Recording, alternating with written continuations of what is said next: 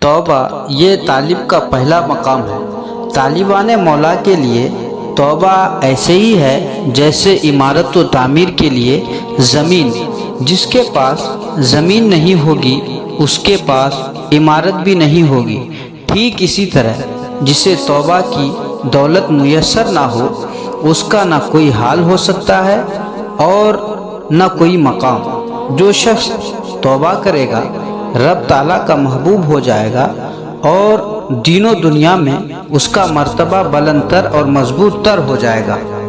اللہ تعالیٰ کا فرمان ہے ان اللہ یحب التوابین، اللہ توبہ کرنے والے کو دوست رکھتا ہے۔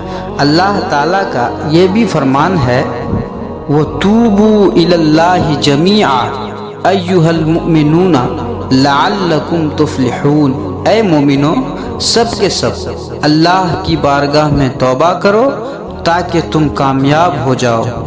نبی کریم صلی اللہ علیہ وآلہ وسلم نے ارشاد فرمایا التائب حبیب اللہ، توبہ کرنے والا اللہ کا محبوب ہوتا ہے۔ آپ صلی اللہ علیہ وآلہ وسلم نے یہ بھی فرمایا التائب من الذنب کمن لا ذنب لہ، گناہوں سے توبہ کرنے والا ایسا ہی ہے گویا کہ اس کا گناہ ہی نہ ہو۔ آپ صلی اللہ علیہ وآلہ وسلم نے یہ بھی فرمایا رب تعالیٰ بندے مومن کی توبہ سے اس شخص سے زیادہ خوش ہوتا ہے جو بیابان اور ہلاکت خیز وادی میں پہنچا، اپنی سواری کو جس پر اس کا کھانا پانی رکھا ہوا تھا چھوڑ دیا اور سر رکھ کر سو گیا۔ جب بیدار ہوا تو دیکھا کہ اس کی سواری غائب ہے۔ اس نے اسے تلاش کیا یہاں تک کہ مشیت الہی سے گرمی اور پیاس کی شدت ہو گئی۔ اس نے دل میں کہا کہ میں اپنی جگہ واپس چلا جاتا ہوں اور سو جاتا ہوں یہاں تک کہ مجھے موت آ جائے۔ وہ موت کے انتظار میں اپنے ہاتھ پر سر رکھ کر سو گیا اور جب بیدار ہوا تو کیا دیکھتا ہے کہ توشہ سفر اور پانی کے ساتھ اس کی سواری اس کے سامنے کھڑی ہے۔ رب تعالیٰ بندے مومن کی توبہ سے اس شخص سے زیادہ خوش ہوتا ہے، اس سے بھی زیادہ راضی ہو جاتا ہے۔ حضرت حسن رضی اللہ عنہ فرماتے ہیں جب اللہ تعالیٰ نے حضرت آدم علیہ السلام کی توبہ قبول کی تو فرشتوں نے ان کو مبارکبادی پیش کی۔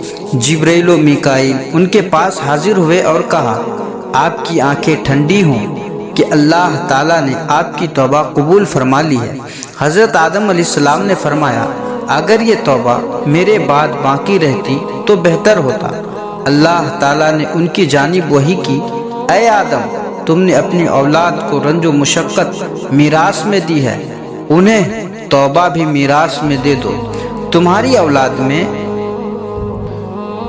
اولاد میں سے جو کوئی مجھے پکارے گا میں اس کی فریاد سنوں گا جس طرح تمہاری فریاد سنی، اور جو شخص بھی بخشش کا طلبگار ہوگا میں اس کو بخش دوں گا کیونکہ میں اس سے بالکل قریب ہوں۔ اے آدم میں توبہ کرنے والوں کو قبر سے شاداں و فرحاں اٹھاؤں گا اور ان کی دعاؤں کو قبول کروں گا۔ بنی اسرائیل میں ایک نوجوان تھا جس نے 20 سال عبادت کی اور پھر 20 سال گناہ کیے۔ اس نے اپنے آپ کو آئینے میں دیکھا تو اسے اپنے سر کے بالوں میں سفیدی نظر آئی۔ یہ دیکھ کر وہ غمگین ہو گیا۔ اس نے بارگاہ الہی میں عرض کی مولا 20 سال میں نے تیری اطاعت کی اور پھر 20 سال تیری نافرمانی کی، اگر میں توبہ کروں تو مجھے قبول فرما لے گا؟ اس نے ایک آواز سنی، کوئی کہنے والا کہہ رہا تھا تم نے یہ نہیں دیکھا کہ تم نے مجھ سے دوستی کی تو میں نے بھی تم کو اپنا دوست بنا لیا، اور تم نے مجھ کو چھوڑ دیا تو میں نے بھی تم کو چھوڑ دیا۔ تم نے معصیت کا ارتکاب کیا تو ہم نے تم کو مہلت دی، تم اگر ہماری جانب لوٹ آؤ تو ہم تم کو پھر سے قبول کر لیں گے۔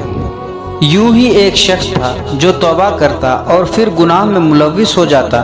ایک مرتبہ اس نے بے نیاز رب کی بارگاہ میں پوری نیاز مندی کے ساتھ مناجات کی الہی تیری شان ہر حال میں بلند ہے اور میں تو بہرحال گناہ گار ہوں، تو بار بار مغفرت فرمانے والا ہے اور میں پلٹ پلٹ کر گناہ کرنے والا۔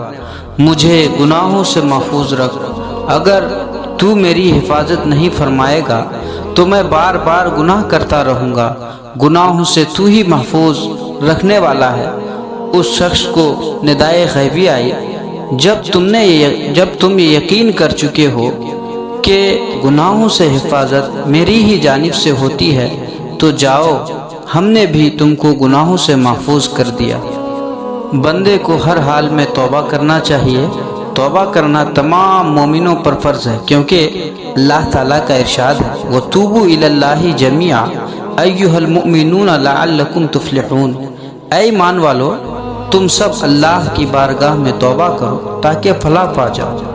اللہ کا یہ بھی ارشاد عالی شان ہے توبوا الی اللہ توبۃ نصوحا، اللہ کی بارگاہ میں توبہ نصوح کرو۔ توبہ نصوح دل کا عمل ہے۔ توبہ نصوح یہ ہے کہ دل کو گناہوں سے پاک و صاف کر لیا جائے۔ توبہ نصوح کی علامت یہ ہے کہ معصیت کو دشوار اور ناپسندیدہ جانے، اور جس طرح دودھ پستان میں نہیں لوٹتا اسی طرح بندہ گناہوں کی طرف نہ لوٹے۔ گناہ کی لذت کا خیال بالکل دل میں نہ آئے۔ توبہ لغت میں رجوع کا نام ہے، اور شریعت میں اللہ تعالیٰ کی ناپسندیدہ چیز سے رجوع کرنا توبہ کہلاتا ہے۔ توبہ کرنے والے لوگ تین طرح کے ہوتے ہیں: نمبر 1 عوام، نمبر 2 خواص، نمبر 3 اخص الخواص۔ عوام کی توبہ یہ ہے کہ وہ تمام گناہوں سے رجوع کرے، زبان سے استغفار کرے اور دل سے نادم ہو۔ استغفار کے توبہ ہونے پر دلیل اللہ تعالیٰ کا ارشاد ہے فَاسْتَغْفَرُوا لِذُنُوبِهِمْ، پھر انہوں نے اپنے گناہوں سے توبہ کی۔ رب تعالیٰ کا یہ بھی ارشاد ہے فَقُلْتُ اسْتَغْفِرُوا رَبَّكُمْ إِنَّهُ كَانَ غَفَّارًا، پھر میں نے اس سے کہا کہ اپنے رب کی بارگاہ میں توبہ کرو، بے شک وہ بہت بخشنے والا ہے۔ نیز نبی کریم صلی اللہ تعالیٰ علیہ وآلہ وسلم کا ارشاد ہے وہ گناہ گار نہیں رہا جس نے توبہ کر لی، اگرچہ وہ دن میں 100 بار اپنی توبہ توڑے۔ ندامت قلبی بھی توبہ ہے۔ اس پر دلیل یہ ہے کہ نبی کریم صلی اللہ علیہ وآلہ وسلم نے فرمایا الندم توبۃ، ندامت توبہ ہے، لیکن بغیر استغفار کے ندامت سود مند نہیں، اور یوں ہی بغیر ندامت کے زبانی استغفار بھی کسی کام کا نہیں۔ خواص کی توبہ یہ ہے کہ وہ اپنی نیکیوں سے اپنی آنکھیں پھیر لے، یعنی اپنی نیکیوں کو کم سمجھے، رب تعالیٰ کے احسان کا نظارہ کرے، جو بھی افعال وہ کر رہے ہوں انہیں وہ حق تعالیٰ کی بارگاہ کے لائق نہ سمجھے۔ اپنی نیکیوں پر اس طرح عذر خواہی کرے جس طرح گناہ گار اپنے گناہوں کی معافی چاہتے ہیں۔ دیکھتے نہیں کہ نبی کریم صلی اللہ علیہ وآلہ وسلم کو حکم ہوا وَاسْتَغْفِرْ لِذَنْبِكَ، یعنی اے محبوب اپنے ذنب کی مغفرت طلب کیجئے، جب کہ یہ بات معلوم ہے کہ آپ گناہوں سے پاک تھے، لیکن حق تعالیٰ کی عبادت کا حق ادا کرنے میں تقصیر تھی، کیونکہ کوئی بھی بندہ رب تعالیٰ کے شایع شان عبادت نہیں کر سکتا۔ اخص الخواص کی توبہ یہ ہے کہ وہ مخلوق سے منہ موڑ کر حق تعالیٰ کی جانب پلٹ جائیں، مطلب یہ ہے کہ وہ مخلوق کے نفع و نقصان کی جانب توجہ نہ کریں۔ اللہ تعالیٰ کا ارشاد ہے وَلَا تَدْعُ مِن دُونِ اللَّهِ مَا لَا يَنفَعُكَ وَلَا يَضُرُّكَ، اللہ کو چھوڑ کر ان کو نہ پکارو جو نہ تم کو نفع دے سکتے ہیں اور نہ نقصان۔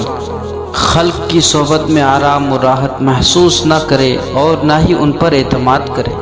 خلق کو چھوڑ کر رب کریم کی جانب متوجہ ہو جائے، محتاجوں سے قطع تعلق کر کے ذات غنی کی طرف اپنی توجہ مبذول کر لیں، اور عزیزوں سے کٹ کر قدرت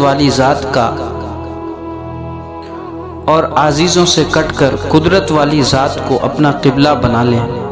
اگر کوئی شخص نو کے زبان سے توبہ و استغفار کرتا ہے اور بطور عادت استغفر اللہ کی رٹ لگاتا ہے، لیکن گناہوں سے باز نہیں رہتا، وہ نادم نہیں ہوتا، تو وہ تائب نہیں کہلائے گا، کیونکہ اپنی زبان سے توبہ کرنے والا اور اپنے گناہوں پر اصرار کرنے والا گویا اپنے رب سے استہزاء کرتا ہے۔